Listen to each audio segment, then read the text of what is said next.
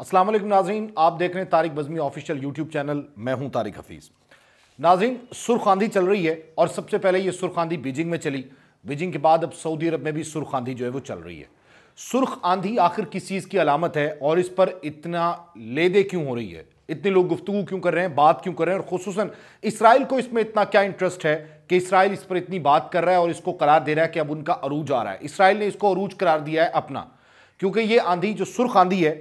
یہ حرم کے اندر بھی دیکھی گئی ہے، اس کے بعد مدینہ منورہ میں بھی دیکھی گئی ہے، اور اس سے پہلے جو بیجنگ میں آندھی دیکھی گئی اس کے بعد جو ہے وہ اسرائیل نے ریسرچ کی اور اسرائیلی ربیوں نے کہا کہ اس وقت یہ جو آندھی ہے یہ ان کا عروج آنے والا ہے۔ یہ بیسیکلی یہ علامت ہے کہ وہ عروج پر آنے والے ہیں۔ یہودی تو پہلے ہی عروج پر ہیں،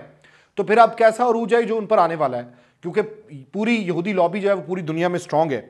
حرم کے اندر جب یہ طوفان دیکھا گیا، مدینہ کے اندر بھی یہ طوفان دیکھا گیا، ریاض میں بھی طوفان دیکھا گیا، اور اس سرخ آندھی کا ذکر احادیث میں بھی ہمیں ملتا ہے اور مختلف مقامات پر ملتا ہے، بالخصوص زمانہ آخرت کے حوالے سے سرخ آندھی کا ذکر کیا گیا ہے،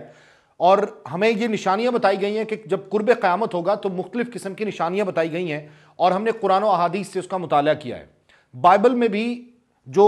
اس قسم کی نشانیاں وہ بتائی گئیں، لیکن چونکہ بائبل میں ترامیم ہو چکی ہیں اور ہمیں نہیں معلوم کس جگہ سے کون سی ترمیم کی گئی ہے، تو اس وجہ سے ہم ان تمام نشانیوں پر یقین کرتے ہیں اور اس کا حوالہ بھی دے سکتے ہیں جو قرآن اور احادیث میں برابر ملتی ہیں، جو مساوی طور پر دونوں جگہ پر جس کی تصدیق ہو جاتی ہے۔ اس میں جو بے شمار نشانیاں ہیں، اس میں ایک نشانی یہ کہ لوگ نماز ترک کرنا شروع کر دیں گے اور اس کو بڑی بات نہیں سمجھیں گے، آج کل ایسا ہو رہا ہے۔ اس کے بعد امانت میں خیانت ہونا شروع ہو جائے گی، بالکل ایسا ہو رہا ہے، اور سود اور جھوٹ عام ہوگا، سود کا کاروبار ہوگا، جھوٹ عام ہوگا۔ آپ پوری دنیا اٹھا لیجئے، ہر جگہ پر سود کا کاروبار ہے، ہر جگہ پر بینکنگ کے ذریعے لین دین کیا جا رہا ہے، اور اسلامی ممالک میں بھی بینکوں کے ذریعے ہی لین دین ہے، اور سب سے زیادہ جو ہے وہ اس حوالے سے یہ کام ہو رہا ہے، اور حرام کو حلال سمجھنے لگیں گے لوگ۔ یہ بھی ایک نشانی ہے قیامت کی نشانیوں میں سے، تو یہ بھی اب ہو رہا ہے کہ جو حرام چیزیں ان کو بھی حلال سمجھا جا رہا ہے، اور اس کے ساتھ ساتھ خون ریزی کو معمولی سی بات سمجھی جائے گی۔ خون ریزی اس وقت عام ہو رہی ہے، ہر جگہ پر خون ریزی، اور اس کو معمولی بات سمجھی جا رہی ہے۔ آپ دیکھیں روزانہ ٹیلی ویژن اسکرین پر آپ دیکھتے ہیں، سوشل میڈیا پر دیکھتے ہیں کہ معمولی بات پر جو ہے وہ لوگوں کو قتل کیا جا رہا ہے، اور قتل کرنے کے بعد بھی لوگ ایسے نظر آتے ہیں جیسے بالکل مطمئن ہیں اور انہوں نے کچھ کیا ہی نہیں۔ حالانکہ خون ریزی کے بارے میں یہ حدیث ہے باقاعدہ طور پر کہ جس نے ایک انسان کو قتل کیا اس نے پوری انسانیت کو قتل کیا، اور جس نے ایک انسان کی زندگی بچائی اس نے پوری انسانیت کی زندگی بچائی۔ تو گویا کسی انسان کو قتل کرنا یا خون ریزی کرنا سب سے بڑا گناہ سمجھا جاتا ہے، اور کہا جاتا ہے کہ ایسا سمجھیں کہ اس نے پوری انسانیت کو قتل کیا۔ انسان کے تقدس کی یہ بات ہے، لیکن آج کل کے دور میں، قرب قیامت کے دور میں، یہ بات سامنے آ رہی ہے کہ اس کو بھی معمولی بات سمجھی جا رہی ہے۔ اس کے بعد یہ کہا گیا کہ اونچے اونچے گھر ہوں گے، محلات ہوں گے، اور دین کو دنیا کے بدلے فروخت کیا جائے گا۔ یہ تمام نشانیاں آپ دیکھ سکتے ہیں، یہ موٹی موٹی نشانیاں آپ کو بتائی ہیں، اور اس کے ساتھ ساتھ حدیث یہ ہے کہ پچھلی امت جو ہے وہ اگلی امت پر لعن طعن کرے گی۔ یہ بھی بات بالکل ٹھیک ہے، اس طرح ہو رہا ہے۔ لوگ قرآن موسیقی کی طرز پر پڑھیں گے، بالکل ایسا ہو رہا ہے۔ جس وقت یہ باتیں ظہور پذیر ہونا شروع ہو جائیں اس وقت سرخ آندھی صورت مسخ ہو جانے پر آسمانی عذاب کا انتظار کرو، یعنی سرخ آندھی کا حوالہ وہاں بھی ملتا ہے، اور یہ سرخ آندھی ہم سمجھتے ہیں کہ قرب قیامت کی نشانیوں میں سے ایک نشانی ہے، اور اللہ تعالیٰ آہستہ آہستہ یہ چیزیں دکھا رہا ہے، اور بہت سی نشانیاں جو ہے وہ پوری ہو چکی ہیں۔ موسیقی کی آواز ایک گھر سے دوسرے گھر میں جا رہی ہے، لوگ نماز ترک کر رہے ہیں، لوگ خون ریزی کو معمولی بات سمجھ رہے ہیں، لوگ عدم برداشت کا شکار ہو رہے ہیں۔ اچھا، اس کے بعد سعودی عرب میں جو سرخ آندھی آئی ہے اس میں بالکل اسی طرح جیسے چائنا میں آئی، اور اسرائیل اس ایونٹ کو بڑے مختلف انداز سے دیکھ رہا ہے۔ اسرائیل مختلف کہہ رہا ہے اس کو، یہ دراصل خدا کی نشانیوں میں سے ایک نشانی ہے، جو اسرائیلی ربی نے کہا کہ یہ خدا کی نشانیوں میں سے ایک نشانی ہے، اور وہ یہ کہہ رہے ہیں کہ ان تمام نکات کو اگر ملاتے جائیں تو پتہ چلے گا کہ آخرت کے لیے انٹرویژن ہو رہی ہے، مطلب تبدیل ہو رہا ہے موسم، اور کائنات جو ہے وہ تبدیلی کی طرف جاری ہے، کائنات جو ہے وہ بدلنے کی طرف جاری ہے، مطلب قیامت کی طرف جاری ہے۔ اور زمانہ آخرت کے حوالے سے جو بڑے ایونٹ ہونے ہیں اس میں سے ایک ایونٹ جو ہے وہ یہ بھی ہے جس کی جانب اشارہ کیا گیا ہے۔ اس حوالے سے نبی پاک صلی اللہ علیہ وسلم نے ایک حدیث ارشاد فرمائی جس کے مطابق عین اسی طرح جو وقوع پذیر ہو رہی ہیں تبدیلیاں، اور جو اس کے ساتھ ساتھ نشانیاں سامنے آ رہی ہیں، اس میں کوئی نبی ایسا نہیں گزرا جس نے اپنی امت کو دجال کے فتنے سے نہ ڈرایا ہو۔ ہر نبی نے دجال کے فتنے سے ڈرایا ہے کہ دجال آئے گا قرب قیامت میں اور اس کے پاس سب کچھ ہوگا، وہ جس طرح سے کہے گا اس طرح سے ہوگا، اس کو اللہ تعالیٰ نے اختیار دیا ہوگا۔ یہ تمام احادیث اور یہ تمام تر باتیں آپ نے سنی ہیں۔ زمانہ آخرت کی نشانیوں میں سے ایک نشانی سرخ آندھی بھی ہے، اور اسی وجہ سے ہم کہتے ہیں کہ جب اس قسم کا کوئی موسم آتا ہے، جب اس قسم کی کوئی تبدیلی آتی ہے تو ہم کہتے ہیں کہ یہ قرب قیامت کی نشانی ہے۔ اور بہت سی نشانیاں جو ہے وہ پوری ہو چکی ہیں، اکثر علماء کرام سے بھی آپ نے سنا ہوگا، اکثر حدیث بھی آپ نے پڑھی ہوں گی، اور اکثر جگہوں پہ آپ نے سنا ہوگا کہ قیامت جو ہے وہ بہت قریب ہے اور اس کی اکثر نشانیاں جو ہے وہ پوری ہو چکی ہیں، جس میں سے چیدہ آپ کو میں نے گنوا دی ہیں۔ اچھا، قیامت کی نشانیاں جیسے میں نے پہلے بتایا کہ بائبل اور قرآن پاک دونوں میں موجود ہے، لیکن بائبل میں چونکہ ترامیم ہو چکی ہیں، اس لیے جو قرآن پاک کی نشانیاں ہیں جو قرآن پاک میں بیان کی گئی ہیں، کیونکہ اس کی میں تحریف نہیں ہوئی، اس میں تبدیلی نہیں ہوئی، کیونکہ اللہ تعالیٰ نے خود اس کا ذمہ لیا اس کی حفاظت کا، تو ہم اس میں اور جو احادیث میں نشانیاں بتائی گئی ہیں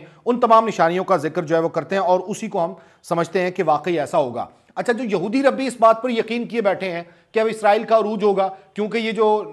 خدا کی نشانی ہے، یہ جو سرخ آندھی آئی ہے، اس کی وجہ سے ان کی جگہ ان کی قریب جو ہے وہ یہ ہے کہ وہ بہت زیادہ عروج پر چلے جائیں گے اور اسرائیل جو ہے وہ بہتر سے بہتر ہوتا چلا جائے گا اور وہ بہت زیادہ بلندی پر پہنچ جائیں گے۔ یہ ان کا عقیدہ ہے، یہ ان کا تیقن ہے، یہ ان کا ایقان ہے۔ اور جو علماء کرام نے دجال کی آمد کے حوالے سے جو احادیث بارہا بتائی ہیں ان کو ضعیف بھی قرار دیا کچھ علماء کرام نے، کہ دجال کی آمد کے حوالے سے جو احادیث ہیں وہ کافی ضعیف بھی ہیں، اور اس کی ایک سب سے بڑی ریزن یہ بتاتے ہیں کہ جو رازق ہے وہ اللہ کی ذات ہے، بے شک کہ اللہ تعالیٰ سب کو رزق دیتا ہے، اللہ تعالیٰ سب میں رزق تقسیم کرتا ہے، وہ رازق ہے، وہ خالق ہے، وہ مالک ہے۔ اور دجال کے حوالے سے جو حدیث آتی ہیں کہ دجال کے ہاتھ میں سب کچھ ہوگا، ان کے رزق بھی دجال کے ہاتھ میں ہوگا، تو اس میں جو کنٹراڈکشن آ رہی ہے، علماء کرام یہ کہتے ہیں کہ یہ کنٹراڈکشن نہیں ہونی چاہیے، ایسا ہرگز نہیں ہوگا، کیونکہ رازق صرف اللہ کی ذات ہے، باقی کوئی رازق نہیں ہو سکتا، باقی کسی کے ہاتھ میں رزق نہیں ہو سکتا، تو اس وجہ سے وہ کہتے ہیں کہ یہ حدیث جو ہے وہ ضعیف ہے، کیونکہ اس میں قرآن اور حدیث میں تضاد آ رہا ہے، تو ایسا نہیں ہو سکتا۔ دوسرا جو ہے وہ فیٹف کو دیکھ لیں، اگر فیٹف کو دیکھیں کہ جو فائنینشیل ٹاسک ایکشن فورس ہے وہ اگر پابندی لگا دیتی ہے پاکستان پہ، اللہ نہ کرے ویسے پابندی لگائے، اگر کچھ پابندی امپوز کرتی ہے تو اس کے بعد پاکستان نہ امپورٹ کر سکے گا نہ ایکسپورٹ کر سکے گا، اس کا کیا مطلب ہے؟ اس کا مطلب یہ ہے کہ جو فیٹف کے لوگ ہیں یا جو فیٹف ہے وہ پاکستان کو محدود کر دے گی۔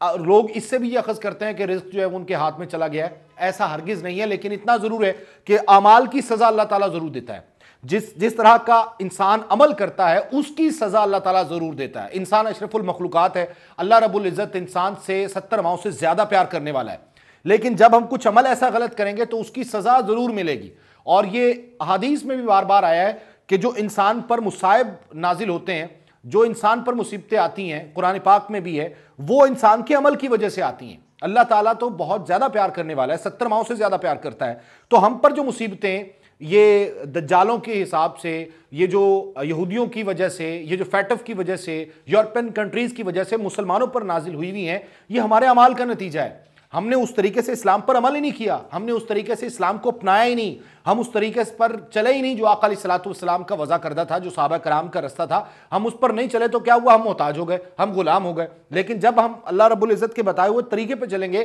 تو پھر جو ہے وہ ہم پوری دنیا پر حکومت کر سکتے ہیں، جیسے پہلے ہم نے کی۔ اچھا، دوسری چیز یہ ہے کہ اگر کوئی شخص کسی انسان کو مارتا ہے تو وہ بھی ایسے نہیں مارتا،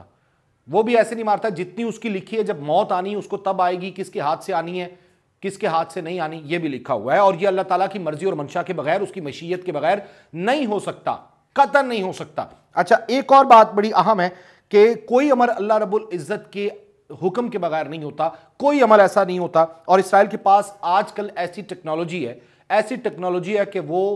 ویدر کو جو ہے وہ موڈیفائی کر سکتا ہے۔ آپ نے دیکھا کہ بیجنگ میں طوفان آیا، بیجنگ میں اسی طرح کا طوفان آیا اور اگلے دن ہی وہ کلیئر ہو گیا، بالکل سکائی کلیئر کر دیا گیا، اور اس طرح کی ٹیکنالوجی چائنا کے پاس ہے کہ وہ سکائی کو کلیئر کر دیتی ہے۔ میچ میں ایک بارش ہوئی، بارش کے بعد جو ہے اس کو کلیئر کیا گیا سکائی کو، وہ ٹیکنالوجی ان کے پاس ہے، جبکہ اسرائیل کے پاس یہ ٹیکنالوجی ہے کہ وہ کسی بھی طرح کے ویدر کو موڈیفائی کر سکتا ہے۔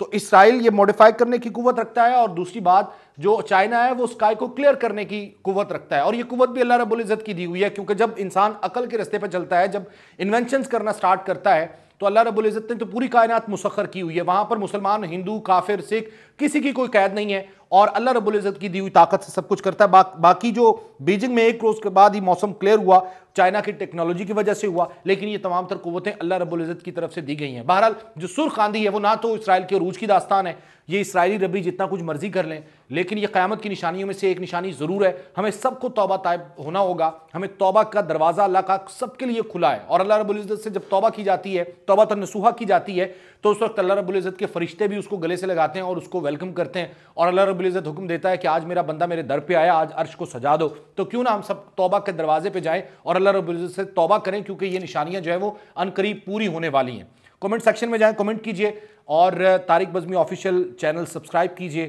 اپنا خیال رکھیے، اللہ حافظ۔